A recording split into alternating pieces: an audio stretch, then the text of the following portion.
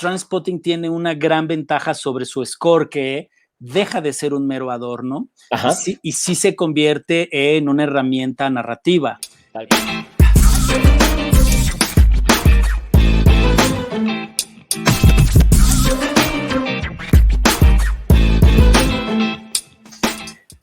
Bienvenidos a este Spoiler Tracks Live, acá en el canal de Twitch de Amazon Music. Gracias nuevamente, como cada lunes, por acompañarnos con la mejor música del cine, de series y del mundo del entretenimiento. Así que yo soy Rana Funk y me encuentran en todas las redes sociales como @RanaFunk. Y seguramente si no están viendo esto en vivo, lo escuchan como podcast Spoiler Tracks de Spoiler Time. Gracias nuevamente a los amigos de Amazon Music. Hoy tengo un invitado espectacular, un cineasta, director mexicano, el señor Jorge Michel Grau, que ya va a estar en un minutito nada más acá con nosotros. Y les recuerdo que pueden pensar, les pueden ir mandando preguntas. Vamos a hablar de sus compositores favoritos, de sus bandas de sonido favoritas y de algunas cosas que tienen que ver con la dirección del cine, con lo que él hace y cómo elige la música y bueno, varios temas más. Así que nuevamente, gracias por estar del otro lado. Le mando saludos a Adriano Caranza, Colores dice, y gente que se va sumando de a poquito a esta nueva transmisión de Amazon Music México por el canal de Twitch. Esto es un nuevo episodio de Spoiler Tracks y voy a presentar nuevamente a mi invitado de hoy, el señor Jorge Michel Grau, que es director, escritor, productor mexicano y entre otras películas que hizo desde el año 2010, que debutó con la película Somos lo que hay. Yo tuve la suerte de ver esa película hace muy pocos días, la verdad que no la había visto, me encantó, y también tuve la suerte de ver Perdida, otra de sus producciones en el Festival de Morelia de hace 2 años ya, si no me equivoco, sí, porque el año pasado en pandemia estuvo complicado. Así que nada, le voy a dar la bienvenida al señor Jorge Michel Grau. Jorge, ¿cómo estás? Hola, Rana, ¿cómo te va? Buenas tardes a todos. Muy bien, por suerte. Qué placer, qué gusto, y se nos dio por fin de que puedas estar acá conmigo en Spoiler Tracks. Sí, muchas gracias. Gracias por la invitación y por este espacio tan fresco y tan rico, ¿no? Que no nada más es una charla de cine como prácticamente a todas las que me invitan, sino la extensión o una de las cosas de mayor corazón y de mayor ritmo que me gustan, que es la música. Totalmente. Déjame empezar por eso, ¿no? Porque justo te decía fuera del aire que más allá de conocer tu trabajo como director, empecé a seguirte, bueno, en tu cuenta de Instagram y veía que todos los días posteabas un disco, ¿no? Entonces automáticamente dije, este de los míos, y además vinilo. Y ahí se ve de fondo, ahí tu spot donde subís tus fotos. Contame muy, muy rápido, ¿cuál es tu conexión en tu vida con la música? ¿Desde cuándo empieza ese amor por la música? Desde muy, muy chavito, cuando teníamos que ir a la escuela, mis padres se divorciaron cuando yo era muy, muy pequeño, entonces mi papá le pidió a uno de sus asistentes, a uno de los chicos que trabajaba en su constructora o en su despacho, que nos llevara a la escuela en las mañanas. Entonces, que nos llevara a la escuela en las mañanas y que nos recogiera en las tardes. Entonces recuerdo perfectamente que de regreso de la escuela, Martín se llamaba, siempre ponía Estéreo Universal, que en esa época se llamaba Radio Universal. Bien. Y entonces pasaban puros clásicos. Y todos los días era una sesión de 40 minutos de música donde él participaba y luego él nos contaba o tarareaba o nos iba contando algunas anécdotas. Eso por un lado. Y por otro lado, que mis dos papás tienen como muy buena afición a la música. Mi mamá más Janis Joplin, Creedence Clearwater Revival, todo eso, y mi papá estaba más conectado como a la música clásica, pero le gustaba más La Crema, Jimi Hendrix y ese tipo de cosas. Entonces por ahí me entró de lleno el gusto, y bueno, y poco a poco empiezas como a descubrir, es como la música es como un laberinto, ¿no? O sea, cada curva te encuentras con algo nuevo y vas siguiendo la luz, digamos, ¿no? Qué lindo, nunca había escuchado una definición tan interesante y tan acertada. La música es como un laberinto y vas descubriendo en cada esquina. Y además es un laberinto que no termina nunca. No sé si es tu caso, ¿no? Que seguís conociendo bandas todo el tiempo. Sí, claro, y además ya cuando tienes la afición y entonces buscas el material de ciertos productores o de ciertas casas disqueras, ahí es donde encuentras más cosas, o la misma recomendación de alguno de los músicos que tú sigues, empiezas a encontrar un universo enorme. Yo tengo la fortuna de estar en un grupo de WhatsApp con muchos, muchos amigos que se llama Cortes Finos, que todos los días nos intercambiamos música y todos los días nos vamos enseñando cosas, y ahí descubres cuando te presentan una canción, descubres un universo, ¿no? Me encantó eso, me Sí, encantó. y eso Ese es el lo claro fabuloso. ejemplo de que los grupos de WhatsApp a veces sí sirven para algo. Claro, claro que sí. Sí. Totalmente, me encanta eso, me encanta eso. Vamos a ir descubriendo igual algunos de tus gustos ahora. Y déjame decirte que justamente a mí, por ejemplo, el tema de los soundtracks me acercó a un montón de bandas que no tenía ni idea, ¿no? Ayer hablábamos un poco de las películas de Tarantino, ¿no? Y creo que hay soundtracks de Tarantino que él usa música, ni siquiera son hits ni de su época, y a partir de ahí, de ver quiénes son, a mí en particular me dio la motivación de ir a buscar música nueva. Claro. Jorge, contame, ¿en qué momento de la producción de una película, vos como director, empezás a pensar en la música de la película, ya sea en un score o en un soundtrack?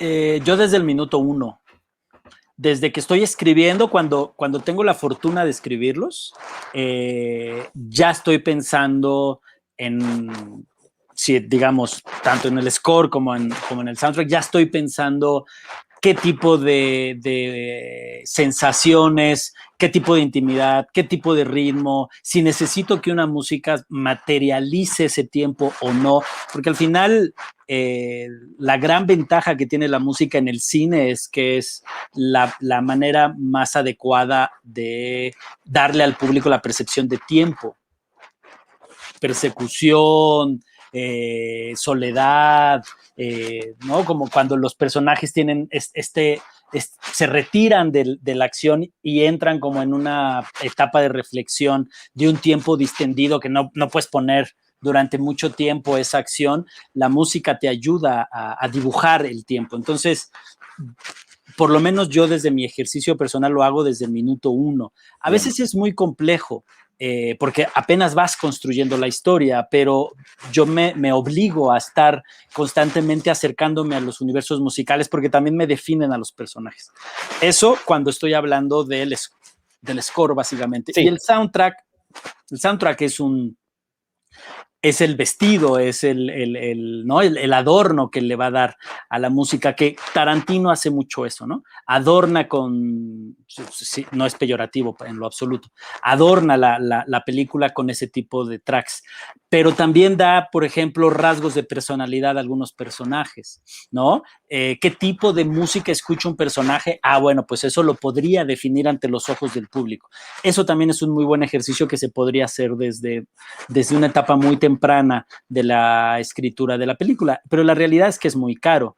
Entonces, claro, a veces es nada más para darte una idea y a la hora de enfrentarte al financiamiento y ver la realidad de los presupuestos versus la realidad de lo que cuesta un track, pues tienes que empezar a buscar opciones. Pero bueno, por lo menos ya tienes un primer acercamiento a qué tipo de música te va a ayudar.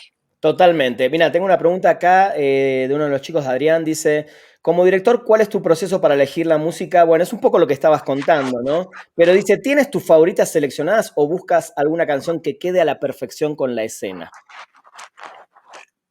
Bueno, yo intento de que sea una cosa cercana a mí, que es como dentro de mis referencias, porque es la manera en que yo me relaciono con la obra. Si le soy completamente sincero, yo cada que veo mis películas, lo que más me emociona es oír la música, ¿no? Tanto en Somos lo que hay como en Perdida, que tuve la oportunidad en ambas de trabajar con Enrico Chapela.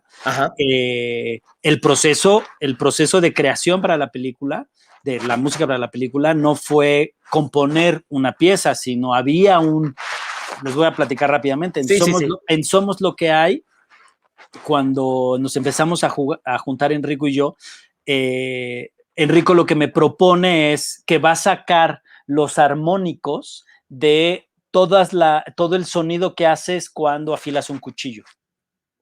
Y entonces se la pasó no sé cuánto tiempo afilando machetes, cuchillos cortos, cuchillos de carnicero, cuchillos de chef, navajas y todo, ¿no? Y entonces sacaba esos armónicos y esos armónicos eran los que utilizaba para componer. Y entonces la idea es que todo el tiempo escucharas un cuchillo afilándose en tu nuca, ¿no? Eso por un lado. Y había cosas, por ejemplo, que yo le decía que a mí, el coche que sale en Somos lo que hay, es un Valiant de 1973, ese coche lo tenía un vecino cuando yo era niño y nos aterraba cuando llegaba. Wow. Entonces yo le decía, quiero simular esa sensación de oír a lo lejos el coche, y el coche lo que se oía eran las balatas rozando, ¿no? Cada vuelta. Entonces eran esos sonidos muy agudos los que yo quería representar, que quería escuchar, y Enrico le dio el clavo. Y si transportamos el mismo trabajo para Perdida, fue más o menos igual. Yo lo que le decía era, quiero una música que me remita a la prisa, ¿no? Se te está acabando el tiempo. Tal cual. Y entonces lo que necesito es eso, que la música te empiece a llevar a la desesperación de que se va a terminar. Esos dos trabajos fueron de esa manera. Entonces, a partir de mi universo y del tipo de música que a mí me gusta y que yo escucho, es cómo selecciono la música. A veces me obligan, ¿no? Por ejemplo, yo casi no escucho reggaetón, pero en Perdida había la necesidad de poner un track de reggaetón, entonces, pues ahí sí fue de adorno, ¿no? Bueno, pues ¿cuál es el que hay? Déjenme escuchar 5 opciones y elegí la que creía que más se acercaba en la peli. Pero cuando es una cosa más cercana a mí, sí elijo más música mía, o digamos mía me refiero que me gusta, que conozco, de bandas que tenga sentido, obviamente, con la película. Claro, completamente. Claro. Buenísimo, me encantó, me encantó. Vamos a empezar entonces, justamente hablando de esas favoritas. Yo siempre le pido a mis invitados por adelantado que me digan, bueno, algunos de sus scores, soundtracks y compositores favoritos. En este caso, bueno, fui juntando a 3. Si querés, empecemos por Trainspotting, que creo que en general cuando hablo de temas de soundtracks, es uno de los favoritos de todo el mundo, ¿no? Trainspotting, esta música británica, inglesa, pop, rock, electrónica, sobre todo bueno, hay canciones viejas, pero también sobre todo de los 90, principios de la década del 2000. ¿Por qué elegiste Trainspotting para arrancar, Jorge? Creo que es la columna vertebral de mi gusto musical, ¿no? Cuenta la anécdota que cuando Danny Boyle estaba haciendo ya la película y que necesitaba o que pensaba hacerlo de esta manera, porque además, bueno, está basada en una novela donde se habla de cierto tipo de música, que está contextualizada en una etapa o en una época donde esta música es la que se tenía que escuchar. Iggy Pop, David Bowie le habla a Iggy Pop y le dice, hay un chavo, ¿no? Un chavillo ahí que está haciendo películas, era su segunda peli, que necesita una de tus piezas y no la está consiguiendo. Entonces, te pido de favor que le ayudes a conseguirla porque va a ser una obra maestra. Corte a Trainspotting. Creo que, y además, Trainspotting tiene una gran ventaja sobre su score, que deja de ser un mero adorno y sí se convierte en una herramienta narrativa. Tal cual. Tanto, no es nada más en sensaciones y en ritmos, sino lo que dicen las letras, el momento o el contexto de la canción en el momento y en el contexto de la película, ¿no? Es un muy buen elemento narrativo lo que hace Trainspotting, ¿no? Y bueno, qué pedazos de pieza. No, sí, creo que lo decís perfecto. Es un claro ejemplo de saber utilizar en cada escena el track justo, ¿no? Y con las letras, porque a veces quizás la gente deja pasar un poco a veces en el tema de soundtracks lo que está diciendo una letra, y digo, no siempre tampoco tienen que ver, a veces es pura elección musical para que suene bien, o para, no sé, una reminiscencia a los 80, que está como muy de moda, pero a ver, Underworld, Lou Reed, Paul, Primal Screen, Iggy Pop, New Order, Ryan Eno, Elástica, Blur, Damon Albarn, o sea, es una locura.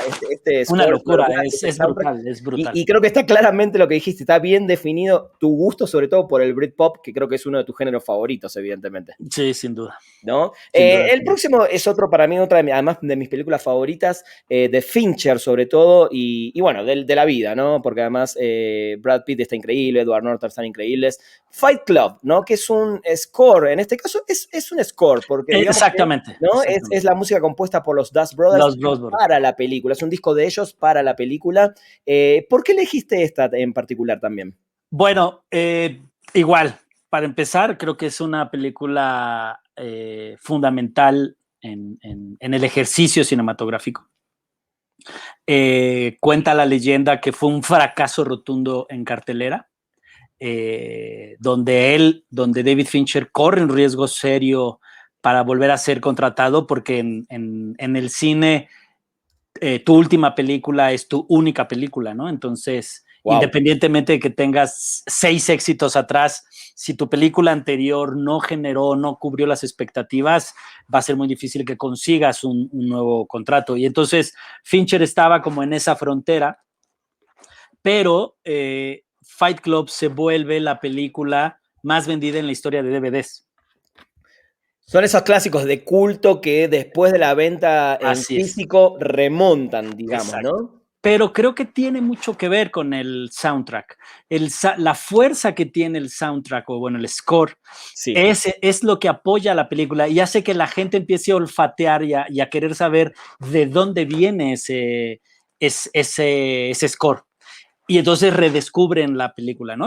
Fue como fácil llegar nuevamente a la película gracias a la música, y que, bueno, ya de la mano de las imágenes de la película, tiene mucho que ver con no voy, digamos, se llama spoiler track, entonces vamos a Sí, decirlo, sí. es este personaje con doble personalidad, Sí. ¿no? Pero que tiene todo un mundo interno, que está peleándose o que se está construyendo, y creo que eso es lo que logra el score. A mí me parece una clase de cómo buscar un score para tu película. Brutal, brutal. Mira, justo lo compré hace un par de meses porque en su momento cuando salió no lo había conseguido. Mondo tiene una edición que es la que estamos viendo. Bueno, el que está escuchando el podcast lo busca en Mondo, que es fantástica. No sé si la tenés, Jorge, pero sí te la recomiendo, sobre todo si es uno de tus favoritos. Sí, Porque me además el encanta. packaging está impecable, está buenísimo. Bueno, y la tercera de esta primera tanda te voy a confesar que es una película que cuando a mí me dijeron de qué se trataba, me interesó por el tema. Si bien yo no soy tan fan de esta época, de este nuevo, ¿cómo se le llamó esta parte de Britpop? Tiene un nombre puntualmente, esta movida de Manchester, ¿no? De Manchester, Ahí está. ajá. La movida de Manchester. Y dije, bueno, a ver, me voy a ir con esta película que es 24 Hours Party People. Me fascinó. Creo que es una película grandiosa que cuenta justamente muy bien cómo comienza esta historia y este antro en particular donde empieza esta movida.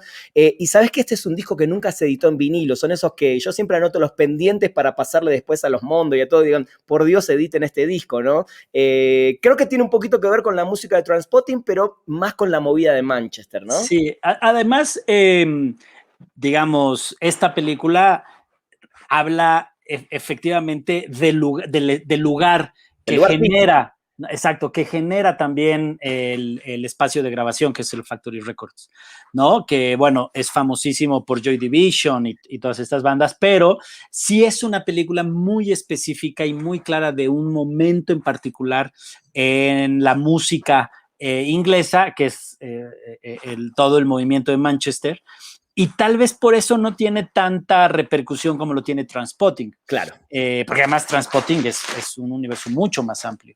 Pero esta película lo que tiene es que retrata claramente un episodio de la música, un momento de la música que es básicamente del primer concierto de los Sex Pistols en Manchester, donde se reúnen o hay un público variado viendo el concierto, y resulta que son 3 integrantes de 3 bandas de las más importantes que van a surgir poquito tiempo después. Y entonces narra esa historia de de esas 3 bandas en ese espacio. Y el manager o el dueño del lugar, ¿no? No, es fantástica. Digo, hay gente, como decíamos antes, películas que no se hicieron tan comerciales o tan famosas. Al que ama la música es una película que le tengo que recomendar muchísimo, más allá del gusto por este género o subgénero, ¿no? Creo que es una gran película histórica, entre comillas, ¿no? Sí, Como sin duda. decías. Bueno, acá tengo otros 3 golazos que me mandaste. Vamos a empezar por Donnie Darko, que si no me acuerdo mal, porque también es un disco que no lo tengo en físico y sí lo querría conseguir. El soundtrack en sí, me acuerdo que tiene canciones de In Excess, de Tear for Fears, de Duran Duran, etcétera, ¿no? Exactamente. De hecho, esto es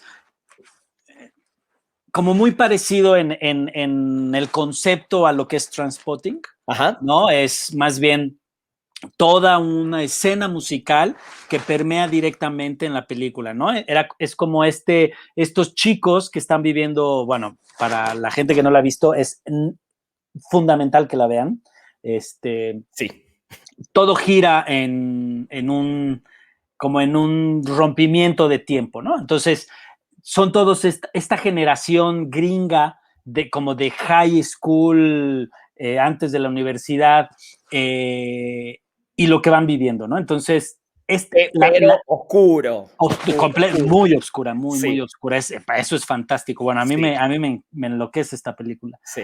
Pero la música juega un papel muy particular porque lo que hace es que nos da la referencia del tiempo, ¿no? Nos dice dónde estamos parados y cuál es el universo en el que estamos viviendo, ¿no? Y que además, evidentemente, esta película no entra en este nuevo ejercicio de nostalgia que, como bien dijiste hace unos momentos, Sí.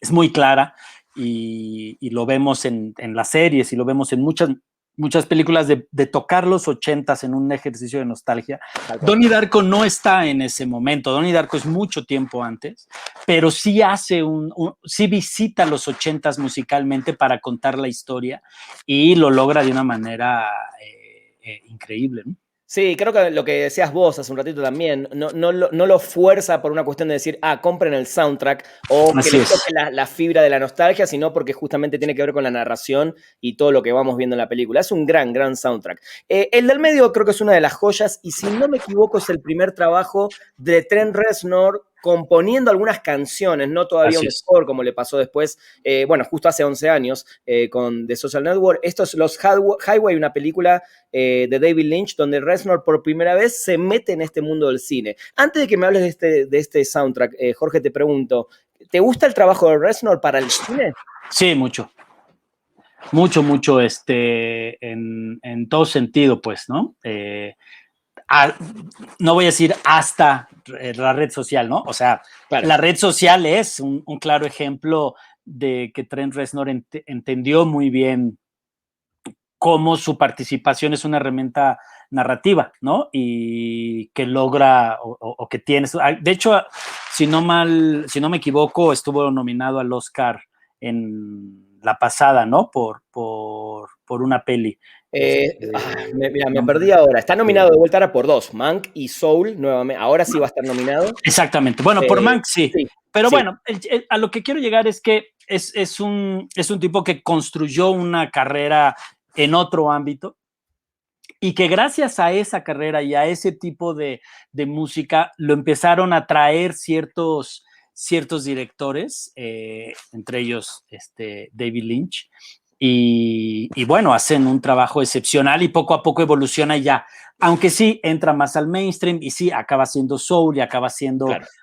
Mank, ¿no? Que no deja de ser una producción de una de David Fincher, pero bajo Sí. la norma de Netflix. Pero bueno, al final ese es el objetivo quizá de muchos de los compositores, pues, ¿no? Poder coronar su trabajo con un premio de esa envergadura, aunque eso signifique salirse un poco de la cancha obscura o independiente y moverse ya en un mainstream, ¿no? La Sí, verdad, yo no siento que se traicione mucho a sí mismo, en realidad pues es parte del juego, pues, ¿no? sí, estoy de acuerdo. Y mira, y la verdad que yo cuando escuché, a ver, cuando me enteré que él iba a hacer la música del Soul, tenía mis serias dudas porque es una película de Pixar, ¿no? Que me encanta, pero bueno, nada que ver con lo que él venía manejando. Pero la verdad que cuando escucho el score, si bien está influenciado para una película que no deja de ser, no para niños, porque en particular Soul es creo que un nivel un poquito más arriba, creo que mantiene su oscuridad y mantiene Claro, su toque Nine Inch Nails, por decirlo de alguna manera. claro. Y antes de pasar a Boogie Nights, te hago una pregunta, Jorge, hablando de Trent Reznor. Hace un par de semanas también estuve charlando acá con Sebastián De Caro, un director argentino también que sabe mucho, mucho de música y cine, y él me decía que ya no es la época de las orquestas, ¿no? Que eso que teníamos con John Williams, con Ennio Morricone, bueno, con un montón de compositores, hasta los 80s, se está perdiendo un poco, pero porque quizás también las películas de ahora demandan otro tipo de música. Por eso creo que entran los Trent Reznor, los Ludwig Göransson, los Junkie XL, y si bien trabajan y graban orquestas, la música ya también se está yendo por otro lado en el cine. ¿Crees eso? No lo sé porque, digamos, Habría que preguntarle, bueno, a películas como Arrival o Dunkerque o 1917 que sí utilizan música orquestal. Pero a un nivel Eh, quizás más minimalista, ¿no te parece? Más contemplativa. Quizá, bueno, creo que Dunkirk no, o sea, Dunkirk sí es así como, Grandiosa, digamos. exacto, es épica, Grande, sí, sí, sí. pero creo que tiene que ver también con las audiencias y creo que tiene que ver con que es una manera de hacer una referencia con un referencial con el público, Bien. ¿no? Creo que por eso también los productores voltean mucho esta nostalgia de los ochentas, ¿no? Se sabe que todas las películas de Pixar y todas estas animaciones utilizaban música de los setentas o de los ochentas para los papás, para que cuando el papá llevara al niño a ver la película, el papá encontrara una referencia que le gustara dentro de la película, ¿no? Claro. Este, y bueno, a lo que voy es eso, que evidentemente el público va a tender a encontrar una referencia inmediata con la música en lugar de esperar lo que le puede ofrecer una pieza orquestal, pero sí, cada vez hay menos piezas orquestales, sin duda, o sea, menos scores orquestales, sin duda alguna, porque también las películas dejan de ser esas cosas épicas como Claro. 1917 o Dunkirk, ¿no? Que son más, mismo Arrival, ¿no? O Johan Johansson, que bueno, Sí, al ratito hablaremos de sí, él, sí, sí, sí. que hace otro tipo de cine. Bueno, él es orquestal, pues, ¿no? Y también en los setentas, Bernard Herrmann, por ejemplo, ¿no? Que hacía como unas apariciones de jazz y de improvisación de jazz ácido en el momento donde John Williams era uno de los reyes, ¿no? Tal cual, estoy 100% de acuerdo. Sí, creo que se quedó un poco más para el cine de superhéroes, esas grandes orquestas épicas, Sin duda, sí. ¿no? Que para el resto del cine. Pero bueno, Sí, sí. cerremos con este que también es una de mis películas favoritas, Boogie Nights. Creo que es una gran película que muestra perfecto cómo nace el cine, la industria del VHS porno, ¿no? De la industria porno, y cómo muere también, básicamente, cuando empiezan a caer el DVD y todo, cómo se empieza Exacto. a producir películas, como decimos en Argentina, que valen 2 pesos, básicamente. ¿Por qué elegiste este? Porque acá sí nos vamos un poco más a la música disco, soul, funk de los 70s de Estados Unidos. O sea, nos vamos completamente a Estados Unidos de lo que veníamos de un poco más oscuro y un poco más Britpop. Eh, Mira, junto con Boogie Nights hay otros dos trabajos que a mí, yo los empataría, digamos, ¿no? Ajá. Y que son Boogie Nights, El Cuervo y Apocalipsis Now, que básicamente lo que hacen es eh, contextualizar la historia o darle un tiempo a la historia, pues, ¿no? Y lo que me gusta mucho de Boogie Nights es cómo nos introduce y cómo la música disco es la que nos va narrando lo que está pasando en la pantalla, ¿no? Primero esta música disco así de mucha fiesta, de mucho abuso, de mucho exceso, de mucho sexo, Sí. y cómo se va haciendo cada vez más oscura y cómo va entrando a otro tipo de melodías cuando los personajes van cayendo en eso. Eso es lo que me gusta de Boogie Nights, que sabe utilizar muy bien la música como una metáfora de lo que estamos viendo, porque además lo que sucede en Boogie Nights es que utiliza dos de los hechos más importantes de la industria porno y los registra en una misma historia. Tal cual. Y además es No, la música de esos días, ¿no? Que es la sonaban en música de esa. esos días. Totalmente. Pero además es eso, la música disco es una música que se crea a partir bueno, no nace por el exceso, pero va muy bien con este exceso del inicio de la droga, de la libertad sexual, ¿no? Y creo que le viene perfectamente bien por eso, pues, ¿no?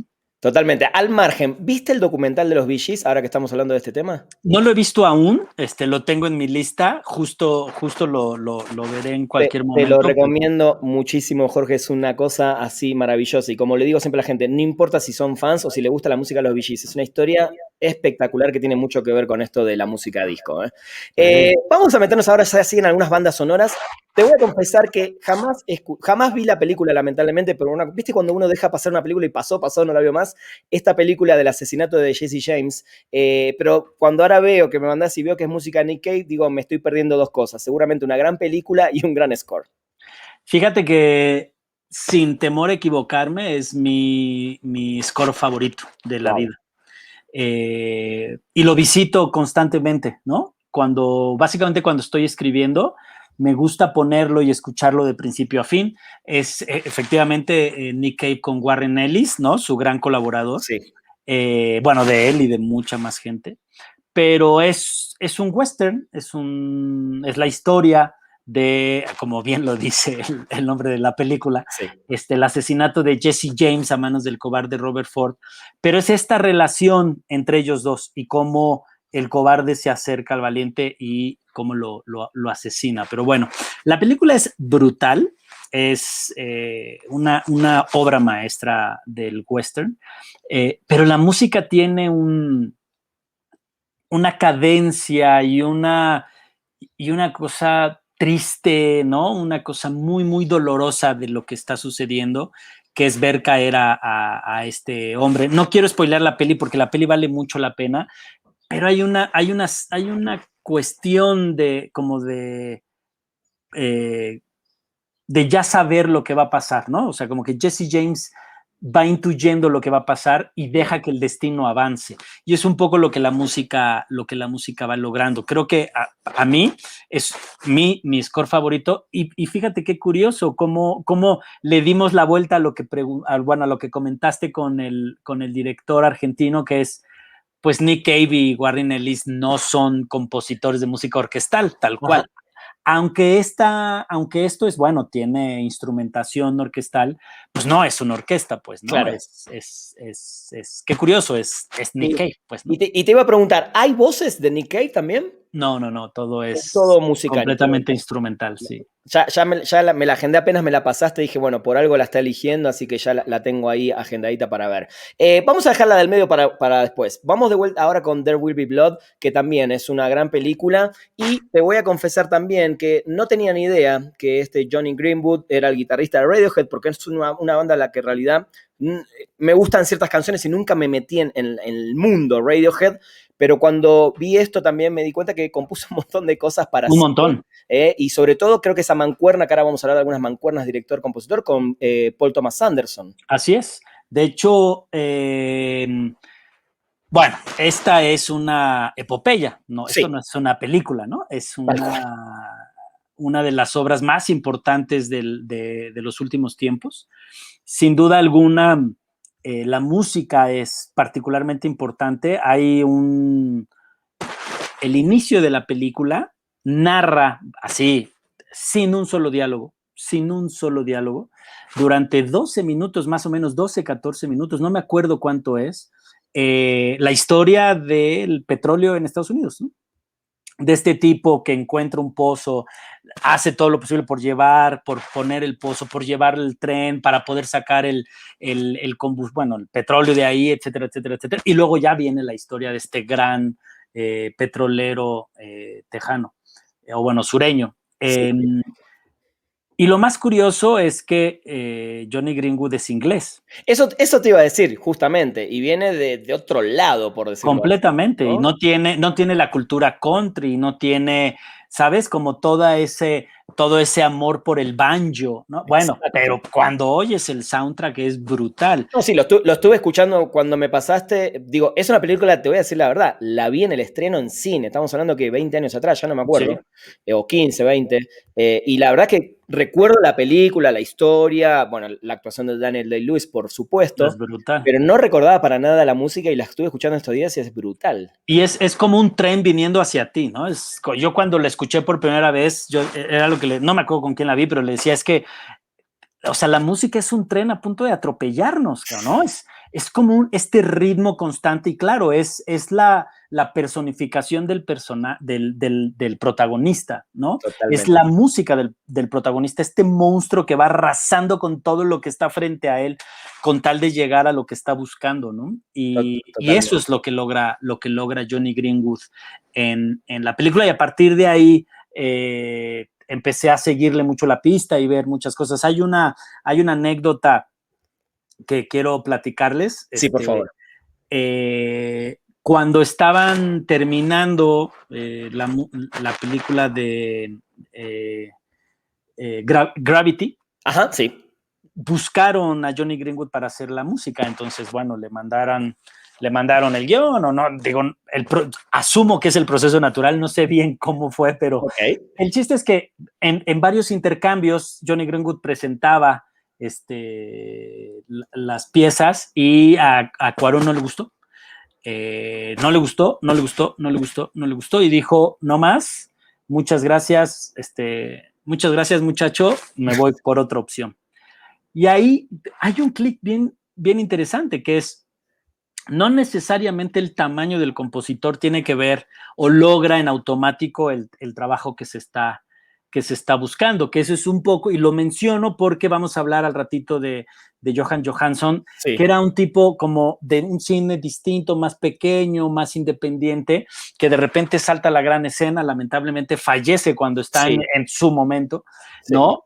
Pero creo que eso puede pasar, ¿no? Que uno creería que nada más por el apellido Greenwood y por las dos o tres películas que tenía atrás más Radiohead, pues ya donde tocara iba a ser algo, iba a ser maravilla, si no logró conquistar la sed que tenía Cuarón sobre la música y buscaron a otro compositor. Qué buena anécdota, mira, y me has acordado automáticamente de Ennio Morricone con John Carpenter y The Thing, ¿no? Que lo van a buscar a Ennio, que ya era un compositor muy establecido, muy conocido, le iban a pagar una fortuna porque era la primera película de estudio grande de Carpenter, y le destrozó la partitura, solo le agarró un par de pedacitos y le tocó cosas encima, pero bueno, qué interesante esto, no lo sabía. Bueno, cerremos este pedacito ahora con Star Wars, ¿no? Que también... ¿Por qué? ¿Tiene que ver con tu niñez, con tu nacimiento en el cine? Completamente, ¿no? Completamente. Tiene que ver primero con que a nosotros, a los de mi generación, ¿no? Nos voló la cabeza, pues, ¿no? Nos conectó un cable distinto completamente. Y no, curiosamente, es como de estas películas donde no te puedes quitar la música de la cabeza cada que hablas de Star Wars. Claro. No hay nadie que hable de Star Wars y que no recuerde exactamente la partitura, aunque, ojo, está basada o inspirada, ¿no? En una obra clásica muy, muy importante que se llama Los Planetas, pero bueno, no importa, pues a lo que quiero llegar es, no existe Star Wars sin la música. Eso es lo fundamental. Y además es una composición muy convencional, donde tiene la melodía del protagonista, la melodía del antagonista, la melodía del, ¿no? Y no importa, o sea, cada que escuchas la marcha, ¿no? De Darth Vader, sí, ¿no? O cuando van en las naves, siempre es la misma melodía. Entonces, melodía o pieza, no sé si estoy cometiendo un pecado enorme, ¿no? Al llamar melodía, pero... Está perfecto, es eso, es lo mismo, básicamente. Exacto, pero a lo que voy es, eso es lo que logra John Williams con Star Wars, que le da una personalidad increíble a la película, ¿no? Yo cada tanto pregunto en mi cuenta de Twitter, bueno, cada tanto no, quizás una vez al año, ¿cuál es la canción más famosa de la historia del cine? Y para mí, Star Wars, Tiburón y quizás los cuchillazos de Bernard Herrmann, ¿no? Los violines de Psycho, ¿no? Creo que son tres cosas icónicas que no podés jamás despegar una de la otra. Es muy fácil como lo pones y la gente inmediatamente sabe de qué es, aunque no haya visto la película. Aunque no haya visto la película. Estoy completamente de acuerdo, sí. Bueno, vamos con las últimas tres. Dejé justamente Arrival en este Jóhann Johansson, como decías, ¿no? Qué triste que fue en sus últimos años. Además, murió a los 48 años. O sea, súper joven. Súper joven, y era un tipo que para mí sí se iba a meter, digo, ya está entre los grandes compositores de la historia, pero creo que le quedaban por lo menos 20, 30 años de una carrera increíble, pero bueno, nos dejó esta joyita de Arrival ahí casi sobre el final. Sí, él venía trabajando ya con el director, venía de hacer Prisoners y venía de hacer varias cosas con él. Tenían como esta mancuerna, se entendían muy bien, pero este score es brutal, ¿no? Para quien no ha visto la película, tienen que verla. Está en streaming, ¿no? Es como fácil accesar. Está basada en un cuento de ciencia ficción, un cuento de 10 páginas, 14 páginas. Pero lo que logra, digamos, toda la película es esta comunicación con una nueva inteligencia. Y que además tiene que ver con con una percepción de tiempo, ¿no? Una cosa muy complicada, muy sci-fi.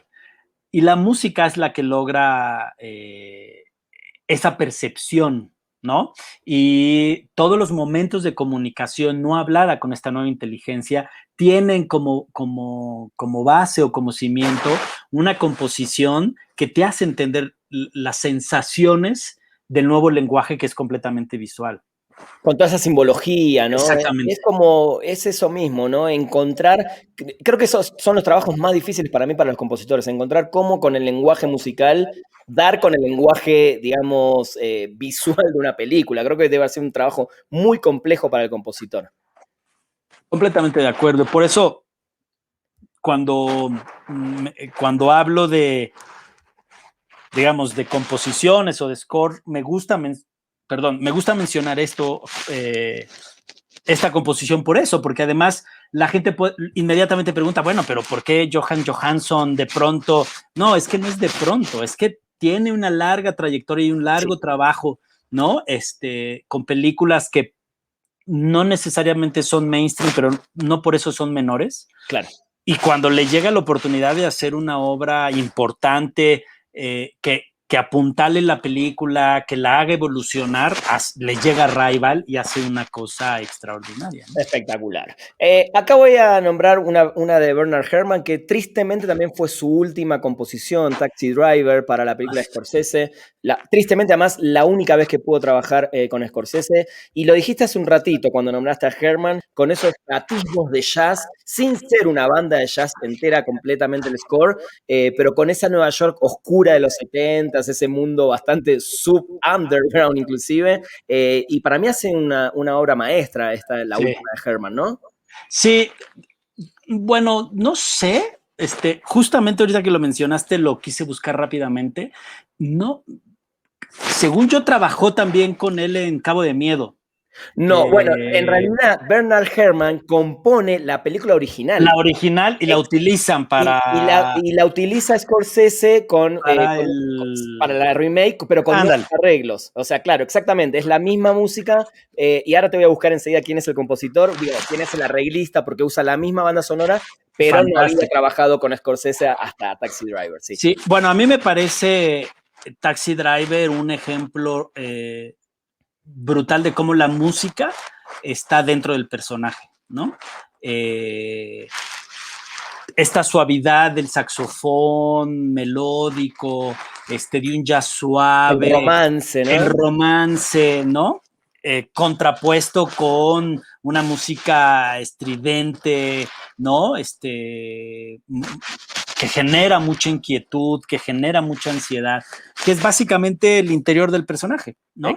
Es como su personalidad. Y lo logra de una manera brutal. A mí me enchina la piel hablar o recordarla, pues, ¿no? Porque me hace recordar el taxi en Nueva York, pasar por esos vapores de las coladeras, ¿no? Las largas horas de insomnio metido en el taxi y cómo se va descomponiendo su personalidad hasta llegar a lo que llega, ¿no? Creo que es una combinación perfecta. Scorsese, De Niro, Nueva York, Bernard Herrmann. Sí, está cerrado, ¿no? Totalmente cerrado. Bueno, y vamos a cerrar, Jorge, antes de pasar a una sección que le hago a todos los invitados de Versus, con la que para mí también no solo es una gran película, sino que tiene un score muy característico, y es Berman, de Iñárritu, con este score de Antonio Sánchez, este baterista, tremendo baterista de jazz mexicano, que yo la verdad que cuando fui a ver la película no tenía ni idea quién había hecho la música. Es más, yo no conocía a Antonio Sánchez, y escuché todos esos fills de batería. Primero se me hizo una cosa completamente original. La verdad que yo nunca había visto una película donde el 40 o el 50% del score de la música generada para la película se base en fills de batería, y además hasta leí que no improvisado, pero él iba viendo la película y iba tocando. ¿No? ¿Por qué elegiste este en particular? Bueno, como lo dije muy al principio, creo que es una representación sobre el tiempo, ¿no? Sobre lo que le está pasando al personaje. Un personaje al que se le está acabando el tiempo, es un personaje que está envejeciendo y se le está yendo la gloria de las manos. Sí. Y no nada más la gloria de ser famoso, sino la gloria de ser un buen padre, de ser una buena pareja. Se le está acabando la vida. y la música está constantemente en ese ataque, ¿no? Hay un par de cosas interesantes en cómo se arma este score. Sí. Este score no pudo competir en los Óscares porque no genera partitura. Me acuerdo la bronca de Antonio Sánchez en Twitter, en redes sociales, y yo por dentro también decía, no puedo creer que no estén nominándolo. Y no lo nominaron. Entonces, es una desgracia porque es un score que funciona, creo que funciona a la perfección, ¿no? Tiene esta cosa de la velocidad y además, bueno, con todo el ejercicio que hace Iñárritu de poner a los bateristas, de pronto ahí están los bateristas en la calle, sí. Hay uno que está tocando en los pasillos. Sí. Y además viene de algo muy curioso que es Alejandro González Iñárritu, antes de hacer cine y antes de hacer televisión, hizo radio. Y era un tipo que, bueno, él fue director de W Radio, que en su época era... No sabía eso, mira. De WFM, que en su época era la estación más importante. Me acuerdo perfectamente, fíjate qué curioso es, en estas noches, creo que le llamaban noches mágicas o algo así, eran Charo Fernández, Alejandro González Iñárritu y se me fue el nombre, el que hace el diseño sonoro de todas las películas de Iñárritu. Ahorita me viene. Sí. Hacían un programa nocturno y ponían un disco y lo ensayaban, lo charlaban. Sí. Y me acuerdo perfectamente en una de esas noches de insomnio cuando nosotros éramos muy, muy chavos, que Alejandro González Iñárritu puso un disco de Paz Metheny o de Paz Metheny. Sí. Y él habló sobre el disco. Claro, el concepto era que te tenías que llevar un disco a una isla y nada más podías oír ese disco, entonces lo hablaban. Y él se llevó uno de Paz Metheny. Años después, resulta que el baterista de ese disco es Antonio Sánchez. Ah, muy bien.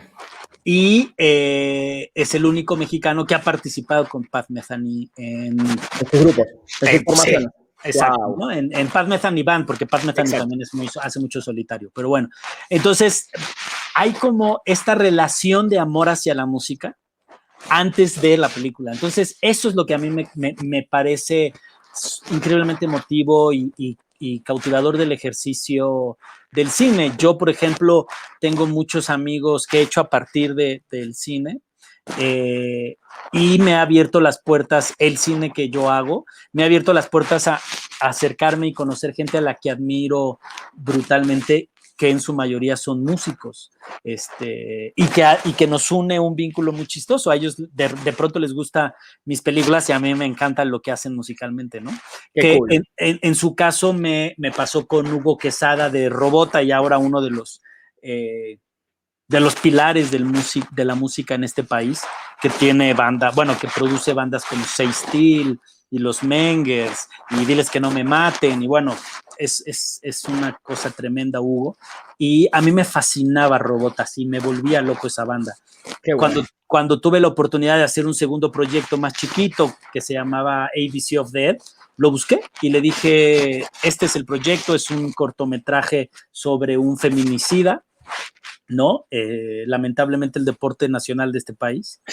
Y de hecho de eso se trata la película, la hicimos en 2011. Fue justo el siguiente trabajo de Somos lo que hay. Y hablé con Hugo y él me compuso la música. Y luego después coincidí con él en otro proyecto, que es el México Bárbaro, que también son leyendas, cortometrajes de leyendas de fantásticas y de terror mexicanas, y también Hugo me hizo la composición. Entonces, ahí por eso me llama tanto la atención Bergman, porque es esta relación con la música que te hizo ser lo que eres, ¿no? Totalmente, me encantó la anécdota, está buenísimo. Jorge, para finalizar, les hago a todos mis invitados un versus del que nadie se puede escapar. Te voy a poner 2 imágenes y te voy a hacer la pregunta para que la gente también que escucha en el podcast y no ve las imágenes sepa de qué estamos hablando. A ver si no repruebo el examen. No, esa cuestión de cada uno. ¿Beatles o Rolling Stones? Los Beatles me parieron, pero los Rolling Stones me educaron. Me encantó, no se necesita más. Muy bien. Vamos con esta. ¿Caifanes o Maldita Vecindad? Caifanes. Caifanes, muy bien. Esta no sé si va a ser difícil o no, pero ¿Cuarón o Iñárritu?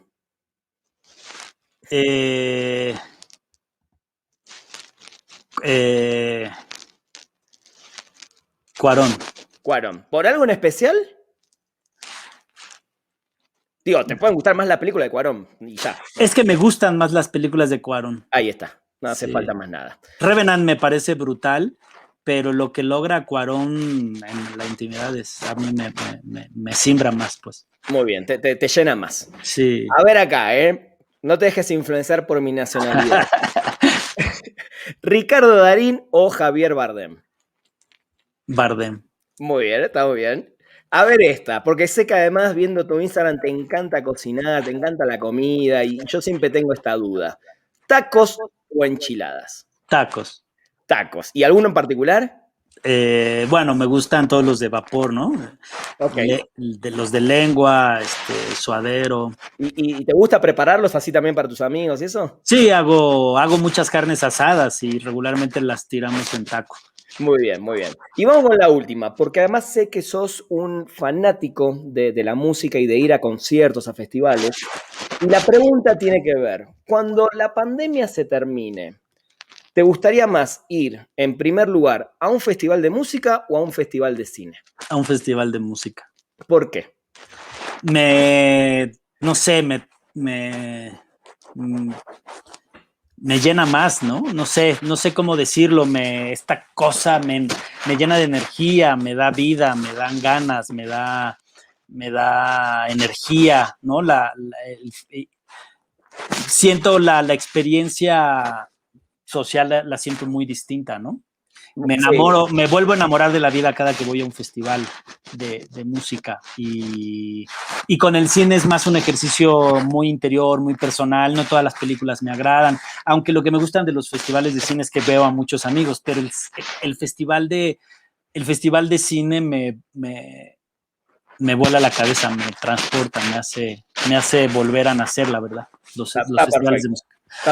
Quiero contarte una cosa sobre Darín y Bardem, que es un poco tramposo. Dale.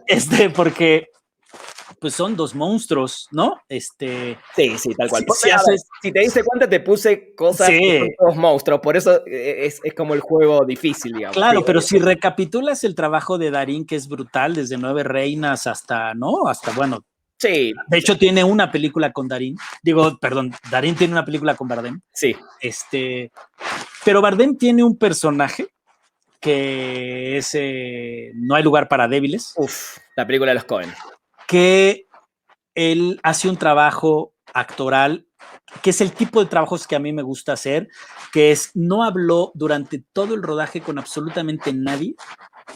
Y cuando él estaba en set, cuando él le tocaba participar, él llegaba, recibía las indicaciones, iba, actuaba su escena, y cuando decían corte, él se volteaba y se iba y se recargaba en una pared y estaba parado con las manos atrás, viendo la pared hasta que le volviera a tocar. Wow. Ese tipo de cosas a mí me vuelve loco y lo hago mucho en mis películas, entonces por eso me incliné por Bardem, pero bueno, Darín tiene unas cosas sí. De primera, ¿no? Pero otra gran anécdota que nos dejas en este programa, me encantó, esa de Bardem no la sabía. Jorge, para terminar te quería hacer una pregunta. Como hablamos mucho de música, obviamente este programa tiene que ver con música en el cine, y sé que te gusta mucho el rock, las bandas, etc. Si algún día tuvieras la chance de hacer un documental de una banda de rock, así, que querés, te morís de ganas de hacer un documental de una banda de rock, ¿cuál sería esa banda? ¿Te pueden dos? Sí, claro. Es difícil. Lo que pasa es que ya existe un documental de esa banda, pero... No importa. Bueno, el primero me encantaría hacer algo sobre Sonic Youth en su etapa principal, cuando le abría los Swans. A ellos les toca el cierre del CBGB, ¿no? La última etapa punk de los televisions y todos estos. Ahí andaba el Thurston Moore picándole, ¿no? Ellos son durante un tiempo el abanderado norteamericano de la música independiente, ¿no? Sí. Todos pasaban por ellos, ¿no? Nirvana, sí. Black Flag, Pixies, todo. Ellos descubren a Black Cobain, básicamente, sí. Y a Black Flag también, ¿no? Que se lo llevaban a las fiestas y todo. Pero bueno, ellos descubren a Cobain sin duda alguna. Y luego viene todo el grunge y todo esto. Pero bueno, Y la otra, me encantaría hacer un documental sobre la relación Gun Club Pixies, que Pixies ya tiene su documental, Ajá. ¿no? Pero este periodo donde desaparecen muchas bandas y Pixies tiene la gran postura, que a mí Pixies me enloquece, es de mis bandas preferidas, pero pues ahí está Dead Moon y ahí está Gun Club y ahí hay varias bandas que a mi gusto se les hace muy poca justicia y nadie los conoce. Cuando Pixies es Pixies, gracias a que esas bandas ya estaban haciendo un trabajo.